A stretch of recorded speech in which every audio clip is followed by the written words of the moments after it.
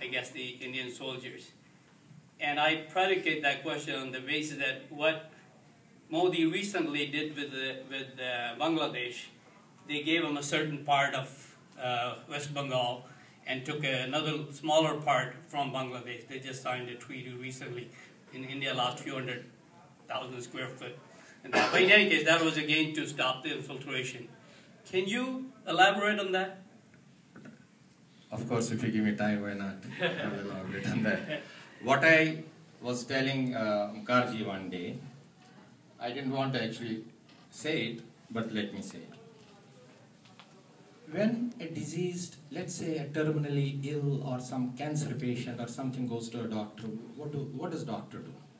He wants to contain the further progression of that disease. What's the doctrine of army conflicts? Limit the conflict. If we are losing there, let's open up a new front and win and do something like that.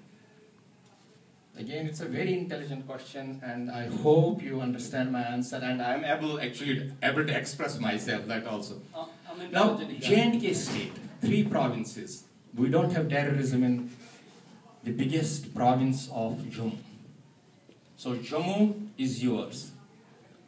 Area-wise, Ladakh province is 62% of land of the state. There's no terrorism. Those Shias are with India, Shias of Kargil are with India, Buddhists of Ladakh are more Indian than all of us combined together. So, this state we have gotten rid. We have actually gotten Jammu province, we have gotten Ladakh province. Now there is militancy, terrorism, killing in Kashmir. Kashmiri Hindus were not thrown out of Jammu, they were welcome and comforted in Jammu. Okay? Now you have a small piece of land. The Kashmir province by land is only 15% of the state. 15% of the state. That's why I think someone asked me, my friend, what do you think, Amrit? Do you think you know more than our great politicians? I said, no, I don't know more. But the difference between them and me is, I'm an ordinary Kashmiri, Indian, Hindu, whatever, and they are politicians. So now we have in the map only Kashmir province, that is 15% of the total land mass.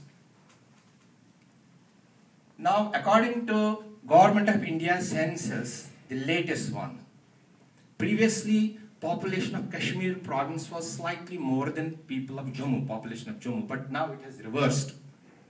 Population of Jammu province has increased and Kashmir has decreased. Now, Kashmir, J&K state has 22 districts, and out of that, Kashmir has few. Now, in Kashmir Valley, you have different sects of Muslims living. Shias, Sunnis, Bagrawals, nomads, people who migrate from mountain to mountain for their living. Now, who is the core segment that's creating problems for India? Sunni. Always. Now Shias, they don't want to go to Pakistan, but there's fear. That's where Government of India has failed in its duty to install sense of purposeness in these people. Now in this map, Mukherjee, take out all of it is yours. Now we are left with maybe 2-3 districts. And out of these 4 or 5 districts, you give the part, small part in Kashmir to Kashmiri Pandits in the form of Pan Kashmir. So it gets even reduced further. So instead of containing that, rest of the state is being held hostage by this small segment in the state. Now doesn't it make sense? Let everyone flourish, and if they want to go to hell, let them go to hell. Okay? This is not politics, but for this you need a political will, which not many politicians will have. Okay, Mukherjee, I hope I answered your question. What is the composition of Srinagar population? Whole states, Sir, whoever wants to ask further question, do not please interject. Ask your questions afterward. You can always ask the question. So we don't have time, so we encourage the interest. So just to remind you, this is a project. This is a forum by Hindu Swayamsevak Sangh. We meet every month, most of the time first Sunday of the month. And we try to bring interesting topic, and I think most of the time the discussions also are quite interesting, and sometimes it can get really a little heated too. So that's all good, and when we feel that, okay, we couldn't accommodate all of you, it's a success, not a failure.